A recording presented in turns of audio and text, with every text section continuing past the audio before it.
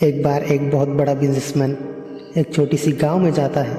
उसका प्लान होता है कि उस गांव में एक फैक्ट्री लगाना है। वो एक ऐसी जगह पर पहुंच जाती है जहां पर उसके सामने एक नदी होती है और उस नदी के सामने गांव होता है। अब उसके पास दो ऑप्शन होते हैं, एक तो वो सड़क के रास्ते से घूमकर उस गांव तक पहुंचे, दूसरा नाव में बैठ के उस नदी को पार करके उस गांव तक पहुंचे। तो उसने अपना टाइम बचाने के लिए नाव में बैठने का डिसीजन लिया। वो नाव बहुत ही छोटी थी, जो कि एक तरफ एक आदमी बैठा था जो कि नाव चला रहा था और दूसरी तरफ ये बिजनेसमैन बैठा हुआ। तो नाव में बैठने के थोड़ी देर बाद उस बिजनेसमैन ने उस नाव वाले से पूछा, तुझे पता है तेरी नाव में कौन बैठा है? तो नाव वाले ने कहा, नहीं साहब, मुझे नहीं पता, आप कौन हो? तो बिजनेसमैन बोला, अरे तो अखबार नहीं पढ़ता है क्या? हर दिन मेरे फ़ोटो अखबार पे आती है। तो नाव वाले बोला, साहब मुझे पढ़ना लिखना नहीं आता। मैं जब छोटा था तब मेरे पिताजी गुजर गए। तब से मैं परिवार का ध्यान रखने के लिए ऐसे ही काम पे लग गया और तभी मेरा स्कूल छूट गया। यह सुनकर उस बिजनेसमैन ने उसका मजाक उड़ाते हुए कहा, तुझे पढ़ना लिखना तक नहीं आता, इसी ज़िंदगी का क्या फ़ायदा?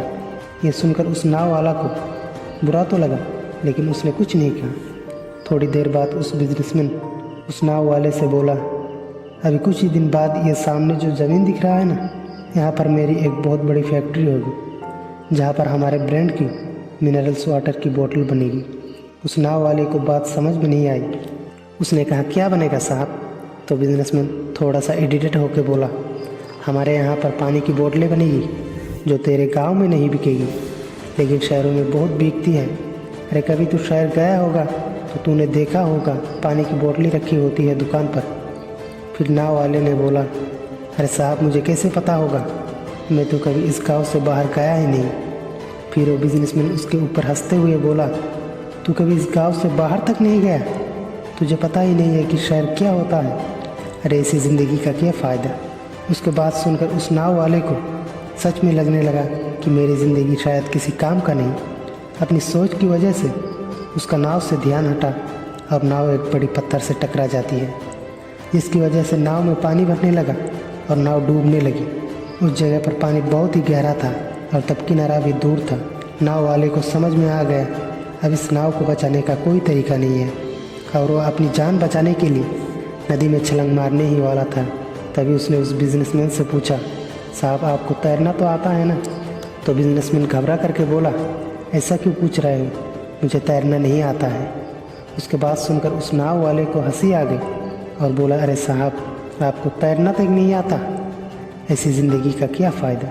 यह सुनकर उस बिजनेसमैन को अपनी गलती का एहसास हुआ और हाथ जोड़कर उस नाव वाले से बोला, तुम जो कहोगे मैं तुम्हें वो दूंगा, बस तुम मेरी जान बचा लो।